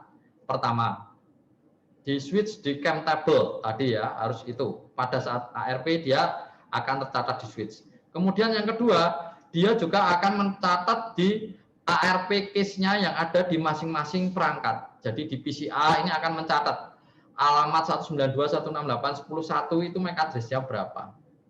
Di router ini juga akan mencatat. Dicatat di dalam. Kalau teman-teman mau ngecek bisa pakai IP config / itu nanti di DNS gitu ya. Kita bisa kayak flash DNS itu ya. Nanti case-nya di situ bisa kita cek. Habis buka mana saja itu bisa kelihatan di situ teman-teman. Di masing-masing perangkat kita itu pasti akan ada ARP-nya itu. Nah, ARP-nya yang di dalam perangkat kita inilah yang diracuni. Caranya gimana? Caranya si penyerang, jadi misalnya si penyerang ini caranya juga dia harus terhubung ke switch langsung ya. Gampangannya ini bisa jadi teman kita, misalnya gitu ya. Teman kita dalam satu kantor, gampangannya gitu yang terhubung dalam satu switch yang sama. Dia pengen mengintip data punya temannya si di PCA. Yang dia lakukan apa? Pada saat komputer itu nyala, itu akan ada ARP. Dia akan melakukan ARP, akan bertanya. Waktu dia mau ngirim paket data kemanapun, dia akan selalu melakukan ARP. Nah, ARP ini sifatnya ialah broadcast yang pertama kali. Nah, yang broadcast inilah yang dimanfaatkan sama dengan DHCP tadi. Waktu si PCI ini melakukan broadcast request ARP, misalnya dia pengen ngirim ke gateway, pengen connect ke internet ya. Nah, waktu PCI ini pengen connect ke internet pertama kali, PCI ini akan melakukan ARP ini. ARP di sini sifatnya broadcast, maka si penyerang ini akan dapat nih request-nya. ARP request. Yang boleh jawab sebenarnya harusnya kalau dia pengen mengarah ke 10.1, yang boleh jawab ialah seharusnya ialah hanya IP dengan 192.168.10.1 saja. Tapi karena dia berpengin berbuat jahat, ya, dia ngaku-ngaku kalau dia dari 10.1. Dia memberitahu, nah sebelum si R1 ini ngabari, dia akan ngabari dulu. IP 10.1 itu ialah MAC address-nya punya si penyerang. Yang dijawab si penyerangan MAC address-nya dikirim ke PCA. 192.168.10.1 ialah dikirim ke sini. Dah. Ya toh? Dapat deh. Nah, si R1 nanti juga akan jawab. Tapi di sini karena di sini sudah diisi bahwa ini EEE, maka si PCA taunya ialah 10.1 itu EEE MAC address-nya.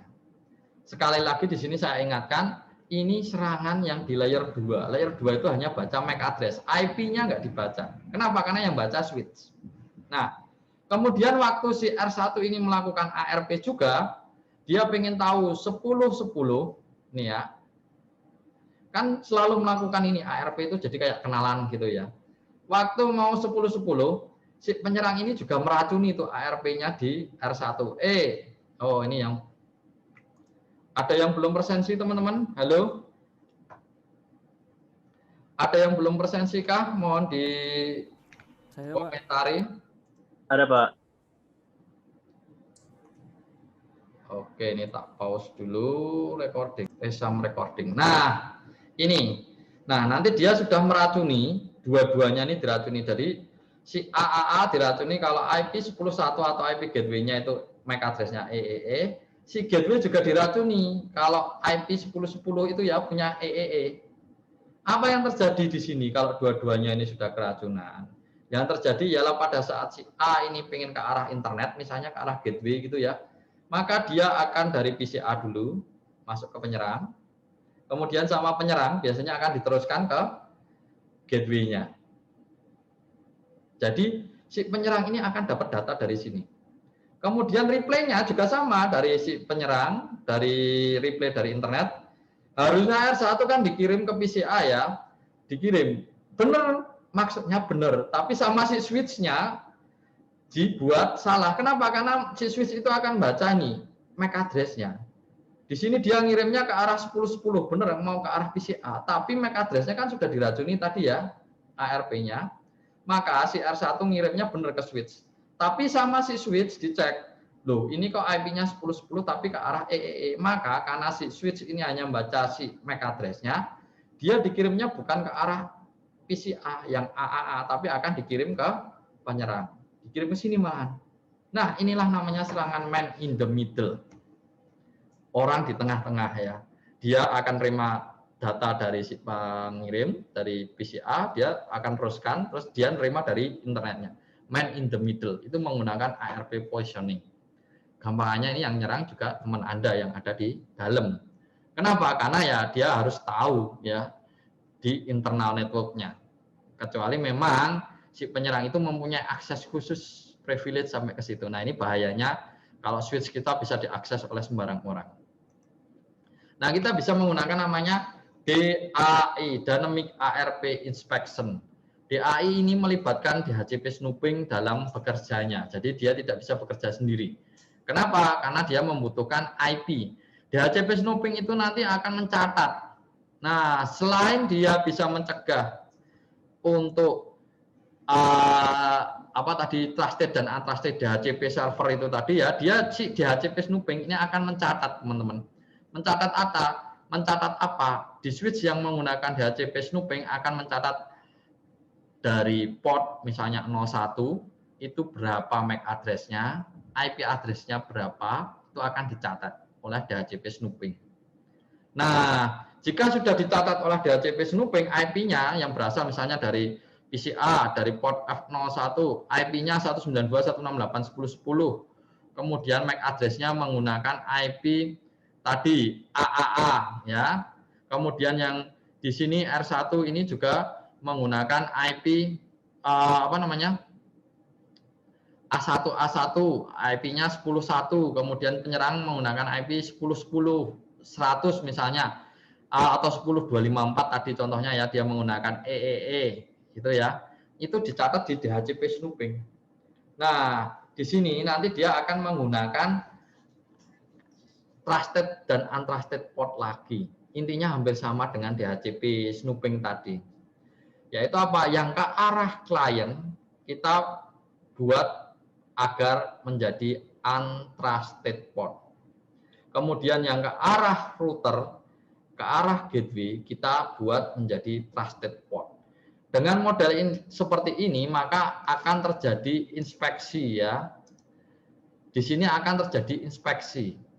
Apa? Jika dia masuk di untrusted port, ya, dia akan dicek dulu, ya, untrusted port. Waktu kan dia ada ARP ya, dicek dulu apa yang dicek. Di sini dia akan ngecek dulu.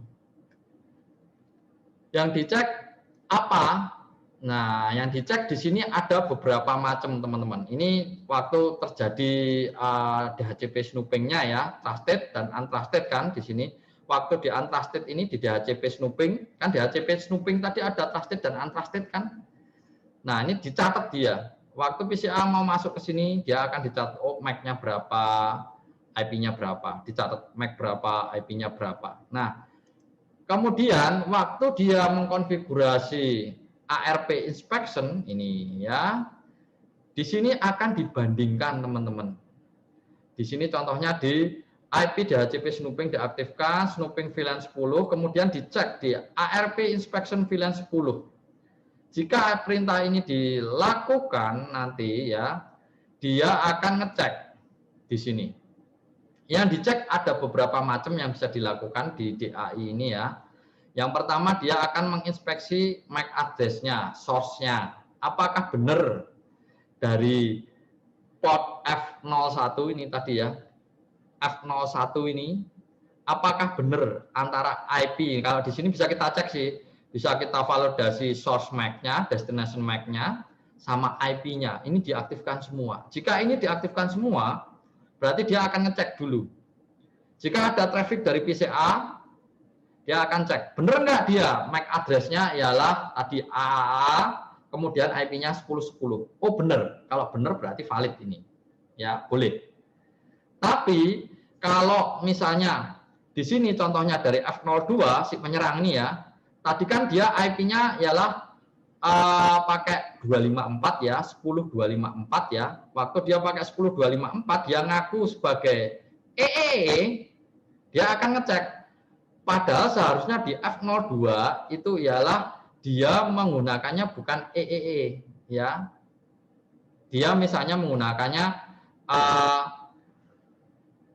apa namanya MAC address penyerang ini misalnya tadi apa ya? Saya lupa. MAC address penyerang tadi sebentar. EEE ya. Oh, yang di sini A1 A1. Ya, saya paham.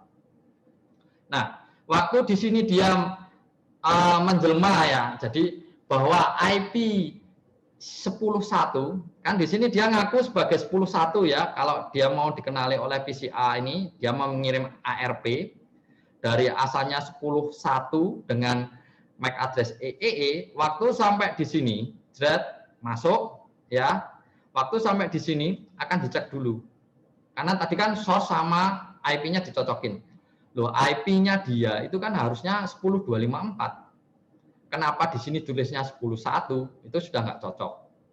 Kemudian harusnya di situ kalau 10.1 itu ialah A1 A1. Kenapa di sini 10.1 itu MAC address-nya EEE itu udah nggak cocok. Maka di sini akan diblok, di switch, nggak akan diteruskan. Nah, ini jika diaktifkan ARP inspection-nya. Ya, tapi syaratnya snooping-nya harus jalan dulu. Nah, ini cara mencegahnya ARP snoop apa namanya? Menggunakan DAI ini ya. Dia menggunakan ini, inspection-nya bisa divalidasi, source MAC-nya, destination sama IP-nya. Ini tiga-tiganya dijalankan ya. Nah, kalau ini jalan maka akan lebih aman. Tidak sembarangan ARP jalan. Dia nggak bisa menjelma menjadi orang lain. Ya, man in the middle-nya akan bisa lebih dicegah. Nah, itu untuk mencegah ARP attack. Nah, selanjutnya di sini ada address spoofing. Address spoofing itu apa? Nah, karena dia hanya bekerja di layer 2. Ya, kalau kita dalam suatu network terdapat satu IP address yang sama. IP address kan di layer 3 ya. Kalau di layer 3 itu ada dalam satu perangkat, dalam satu network itu ada yang mempunyai IP address yang sama, maka pasti terjadi namanya IP konflik, teman-teman. Itu muncul di perangkat kita, atau perangkat kita langsung stuck. Tapi jika dalam satu network itu terdapat MAC address yang sama, tidak akan ada peringatan biasanya.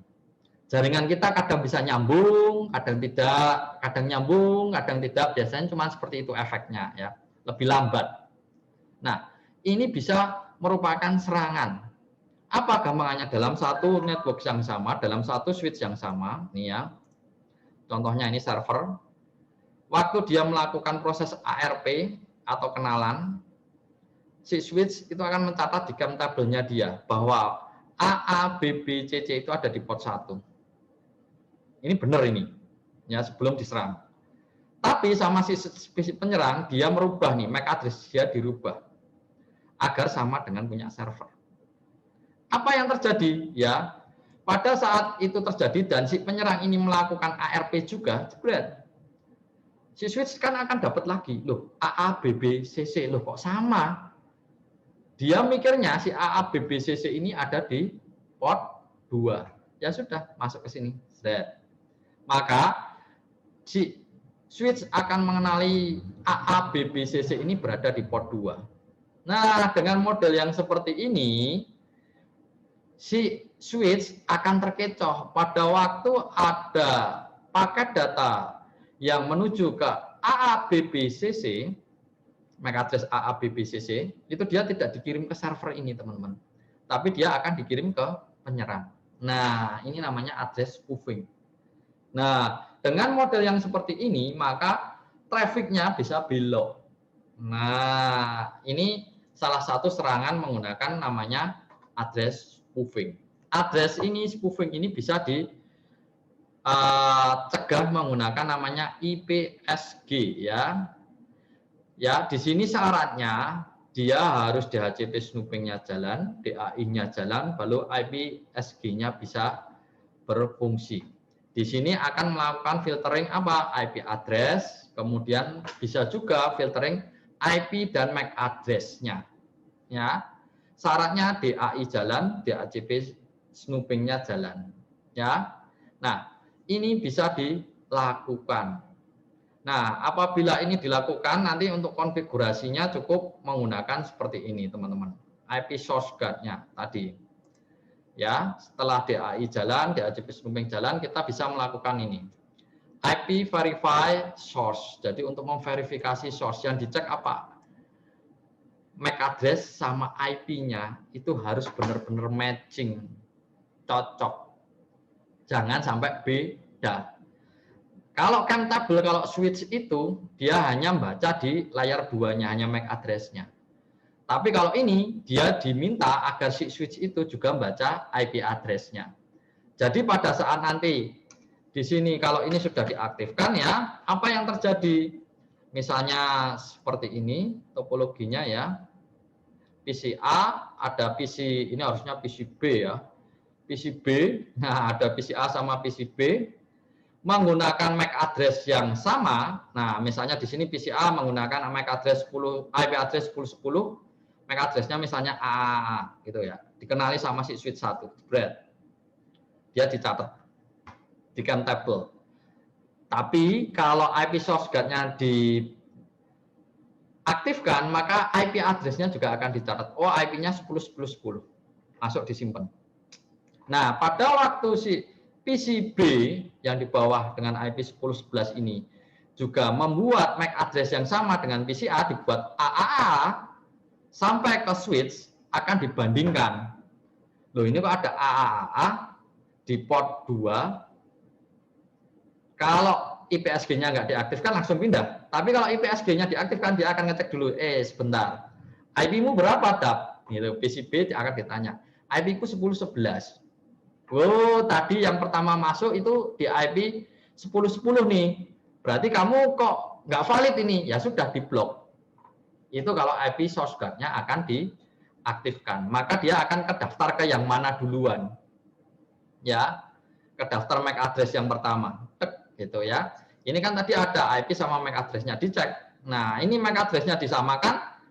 Loh, kok IP-nya beda dengan yang pertama tadi, kecuali kalau di sini IP-nya juga 1010, mungkin si switch-nya akan bingung juga. Tapi akan terjadi IP konflik, teman-teman. Nah, kalau IP-nya berbeda, MAC address-nya sama, itu dia akan di-blok. Yang digunakan yang pertama ini, yang masuk pertama kali ya, yang 1010. Itu fungsi dari IP source guard. Nah, kemudian yang terakhir di sini ada serangan di spanning tree protokol. Nah, kalau spanning tree ini saya jelaskan secara singkat saja ya. Jadi sebenarnya spanning tree ini fungsinya untuk mencegah apabila jaringan kita down. Maka dibuat ada redundant namanya. Apa? Contohnya di sini. Untuk dari jalur redundant itu berarti double ya. Gampangnya jalurnya tidak cuma satu, tapi ada dua. Switch-nya tidak cuma satu, tapi ada dua. Di sini yang kita baca, yang kita bahas hanya yang di switch, karena dia bekerja di layer 2. Jadi switch-nya nanti akan ada dua jalur. Jadi dari PC1 ini, nanti sampai ke PC4, itu bisa melalui S2, S1, sampai ke PC4. Atau jalur yang kedua, yang lebih jauh sedikit ya, S2, S3, S1, sampai ke PC4. Nah, spanning tree protokol ini akan secara otomatis aktif, dia akan membuat jalur mana yang lebih baik, gampangannya itu, yang lebih singkat. Jalur yang lebih jauh akan didisable secara otomatis, jebret. Ya, dia bisa disable ini secara otomatis. Sebelum mendisable ini, dia akan ada proses pemilihan, teman-teman. Apa yang dipilih? Namanya root bridge. Sama root bridge itu ialah si ketuanya ya. Jadi dari 3 switch ini akan dipilih. Biasanya yang dipilih ialah bisa berdasarkan ID. Kalau ID nggak ada, berdasarkan priority. Kalau nggak ada, berdasarkan MAC address atau kombinasi keduanya. MAC address sama priority bisa. Nah, nanti dipilih mana yang paling kecil. Atau kalau teman-teman pengen buat manual, kalau mau bagus buat manual, kita sebagai adminnya, kita tentukan secara manual. Oh, ini yang jadi root bridge, ini yang jadi secondary root bridge, ini yang jadi anggotanya. Ya sudah, kita tentukan. Bisa dibuat manual seperti itu paling aman. Ya. Nah, nanti di sini inilah proses yang manual proses dia membentuk, inilah namanya kalau otomatis spanning tree protokolnya ini otomatis, inilah yang jadi celah. Kenapa? Karena nanti dia bisa membuat agar root bridge ini merupakan jalur utama. Kalau dia jadi root bridge mau lewat jalur 1, mau lewat jalur 2, pasti harus lewat dia dulu. Gampangannya itu namanya root bridge. Semua jalur pasti lewat root bridge. Ya. Nah, ini yang dijadikan si penyerang celah. Apa yang dilakukan? Nah, ini si penyerang akan melakukan ini, teman-teman. Ini nanti penjelasannya ya, untuk STP nggak usah saya jelasin. Nanti teman-teman bisa baca di modulnya. Nah, ini yang dilakukan penyerang tuh ini, teman-teman. Yang tadinya root bridge-nya ialah ini, switch yang di sebelah kiri atas. Berarti semua traffic harus lewat dia ya, dari sini ke sini. Ini dia jadi root bridge. Kemudian si penyerang masuk, jebret.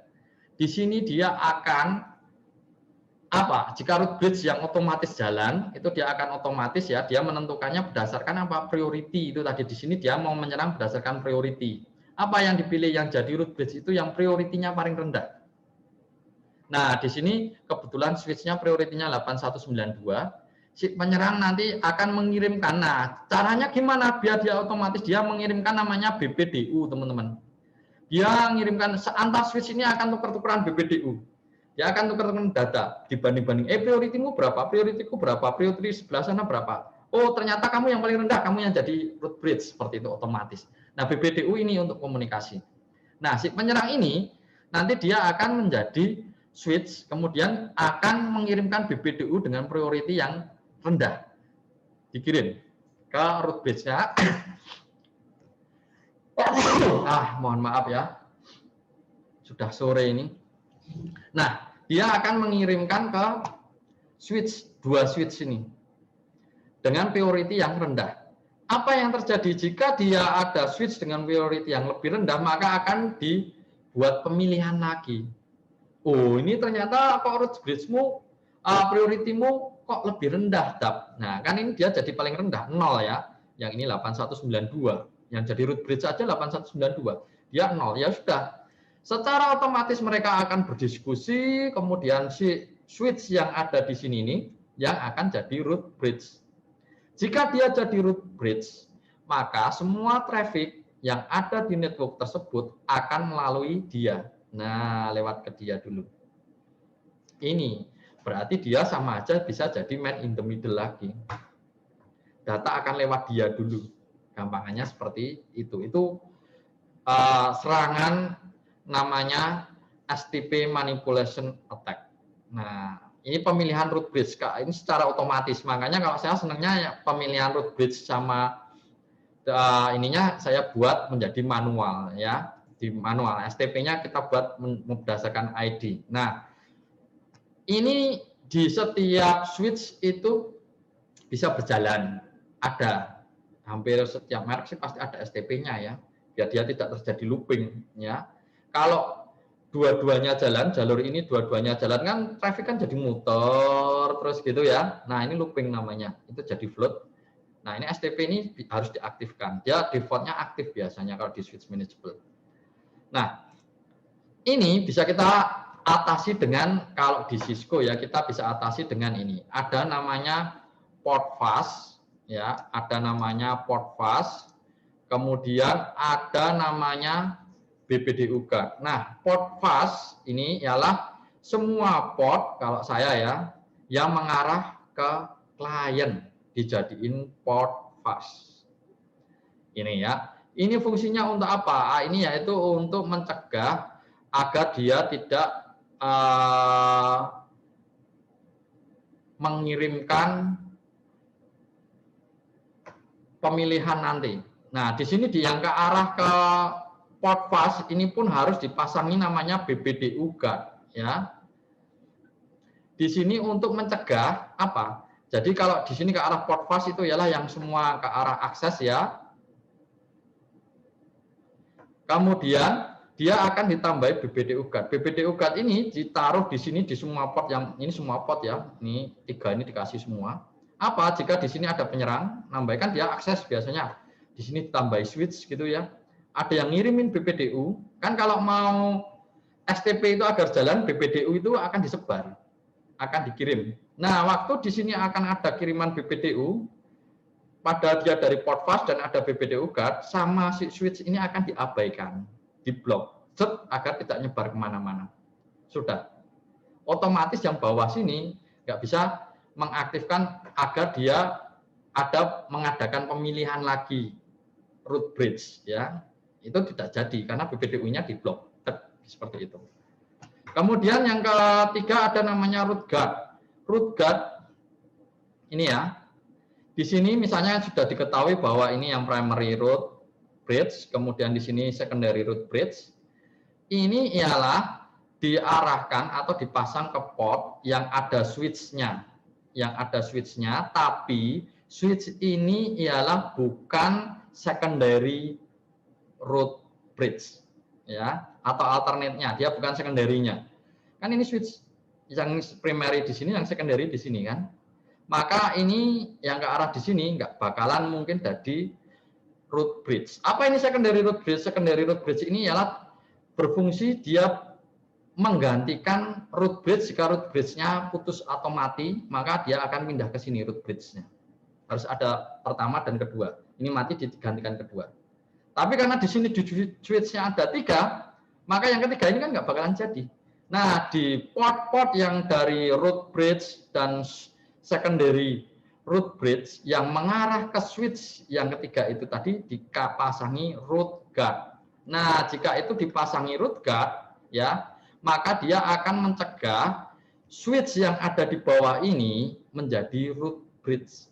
Nggak bakalan dia bisa, misalnya di sini dia milih jadi root bridge, terus wong di sini dikasih root guard, oh, kamu nggak berhak tuh, kamu abal-abal, dia langsung tahu, si switch ini akan tahu, ya, switch ini akan tahu. Jadi switch ini nggak bakalan pernah jadi root bridge, gampangannya seperti itu. Semua traffic yang dari sini nggak bakalan jadi root bridge, pasang ini. Kemudian yang terakhir dipasangi loop guard, ya, loop guard ini yang jelas. Jika di sini terjadi ada namanya root bridge, pasti di sini nanti akan ada root port sama designated port. Nah, apa itu root port designated port? Silahkan baca di modul.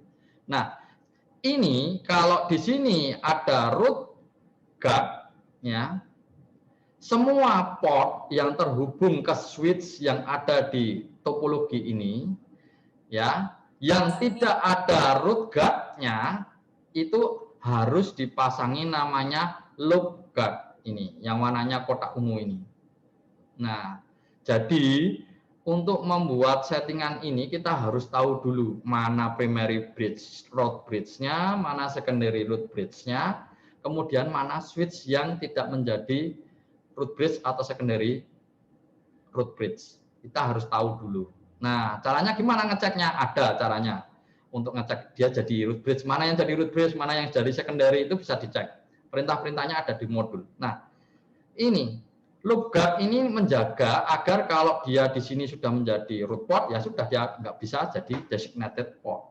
Untuk mencegah apa? Untuk mencegah agar switch yang ada di sini jadi root bridge. Karena kalau dia jadi root bridge, maka semua traffic akan lewat dia. Gampangannya seperti itu. Ini untuk mencegah STP attack. Ya. Kemudian di sini kita juga bisa untuk mengkonfigurasi ya yang ke arah ya. Yang ke arah klien itu kita konfigurasi menggunakan namanya port fast ya. Di sini bisa dikonfigurasi di layer 2 ya. Di sini mengizinkan perangkat untuk terhubung ke jaringan secara instan dan cepat ya. Tanpa menunggu STP itu berjalan. Jadi gampangannya kalau di sini ada STP jalan, kalau di sini dikonfigurasi port fast, ya, dari server ngeping ke workstation ini bisa langsung ngeping tanpa nunggu si STP yang di sini itu bekerja. Itu gampangannya. Nah, kemudian itu bisa kita lakukan menggunakan spanning tree port fast default itu ya, dia langsung muncul di sini port fast. Agar apa? Agar server sama workstation ini langsung bisa connect. Tapi jangan mengkonfigurasi port fast antar switch.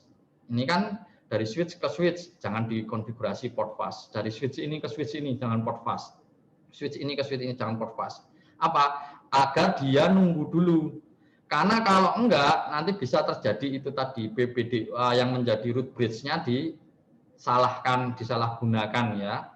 Dan jalurnya juga ini baru bisa jalan jika STP-nya namanya converse. Converse itu apa ya? Dia sudah terbentuk gitulah ya kalau bahasa Indonesianya. Sudah ada root bridge-nya, sudah ada secondary root bridge-nya, sudah tahu path-nya lewat mana. Nah, yang non port fast itu baru bisa terhubung jika STP itu sudah selesai, sudah ada pemilihan itu. Baru dia bisa jalan. Ini cara mencegahnya untuk serangan STP. Ya, ini cara mengkonfigurasinya ya. Nanti teman-teman bisa cek di modulnya. Ini cara mengkonfigurasi root guard ya. Ini kalau ada 3 ini yang sini jadi root bridge, ini berarti secondary-nya. Ini kalau kita lihat dari topologinya di sini ini secondary root bridge. Kenapa saya bisa tahu seperti itu? Karena F0 dan F01 di D1 dan F01 di D2 mengarah ke S1. Di sini ada root guard. Berarti ini nggak bakalan jadi root bridge. Ya, secondary-nya pasti ini. Nah, jadi apa? Ini switch akses ya, yang mengarah ke klien. Jadi jangan sampai yang mengarah ke klien, gampangannya seperti itu ya. Itu jadi root bridge. Nah, kalau bisa yang hanya di sini, D1 atau D2-nya. Kemudian di sini untuk loop guard, tadi sudah saya jelaskan, di mana loop guard itu dipasang, gampangannya ialah di port yang terhubung ke antar switch, port yang terhubung antar switch berarti bisa ini, bisa di sini, bisa di sini, bisa di sini, bisa di sini, hampir semua ini ya, ada 6 kemungkinan. Tapi syarat keduanya yang bukan root guard. Nah, ini kan root guard, berarti nggak usah dipasangi. Ini root guard, nggak usah dipasangi. Berarti tinggal 4. 1, 2, 3, 4. Itu dipasangi loop guard. Agar apa? Agar status dia tidak berubah. Baik dia sebagai root port ataupun designated port. Wah, apalagi itu yang dibahas bapaknya itu ya. Silakan teman-teman bisa detailnya dipelajari di modulnya. Ada itu semua. STP itu bekerja kayak apa. Nah, selesai. Itu untuk serangan-serangan yang kemungkinan bisa terjadi di layar 2. Baik, Jika tidak ada pertanyaan lagi, saya rasa untuk perkuliahan kita sore hari ini kita cukupkan sekian. Terima kasih. Selamat malam. Jika ada salah kata, mohon maaf. Assalamualaikum warahmatullahi wabarakatuh. Waalaikumsalam warahmatullahi wabarakatuh. Warahmatullahi wabarakatuh.